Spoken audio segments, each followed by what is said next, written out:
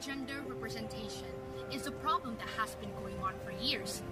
Even now, despite all efforts that have been done by people out there, it's still a thing in our society. Women's voice and potential are not being represented enough. One of the cases which clearly reflects this is the fact stated by the Ranker website that the first female head of state was not appointed until 1960 in Sri Lanka, and among 195 world countries, there were only 17 women serving as top figures of the government as of August 2015. That's just 8.72% of the world, not even half. Another side of life where this problem makes an impact is on gender pay gap. Currently, in the global scale, the percentage of gender pay gap between men and women is 16.1%. In Indonesia alone, the percentage of this gap is 5.3%. This is caused by inequality of labor, where most top positions in workplaces are occupied by men. The reason why this is happening is the stigma that women are more suitable doing mild jobs and occupying positions below men, such as being stay-at-home mothers, maids, secretaries, so on and so forth. While we all support the right to choose what you want to do, that stigma must stop, since it has become a barrier for women to fully achieve their dreams and represent one another in governmental bodies. Equal representation is needed. You know why? Rational numbers and beyond numbers. If women held equal power, the whole country would benefit. Women's experiences would be better reflected in the decision Parliament takes. Our economy would grow more strongly, violence against women, and the specific needs of women in health service would be taken more seriously.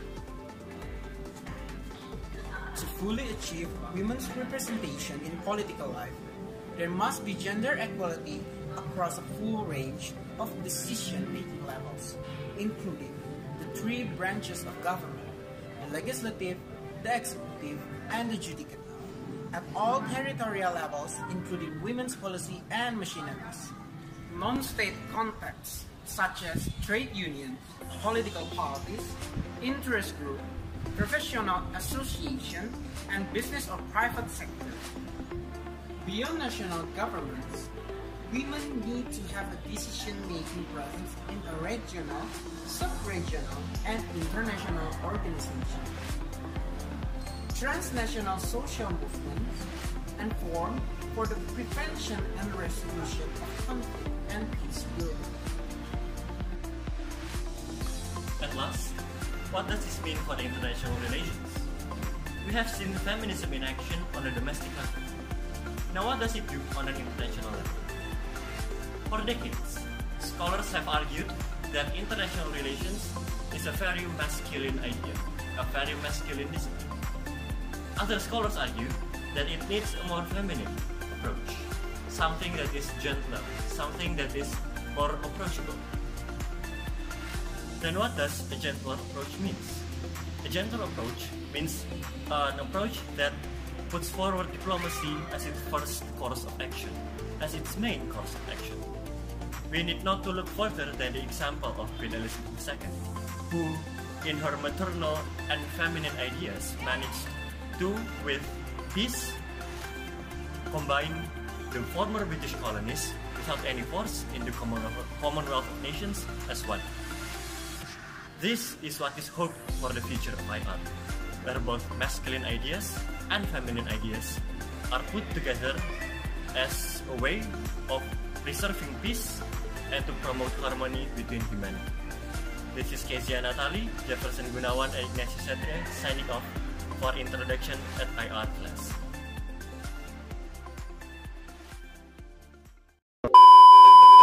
Equal representation is needed. You know why?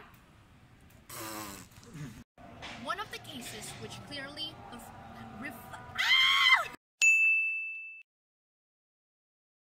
To fully achieve women's representation and fully achieve representation in the political life.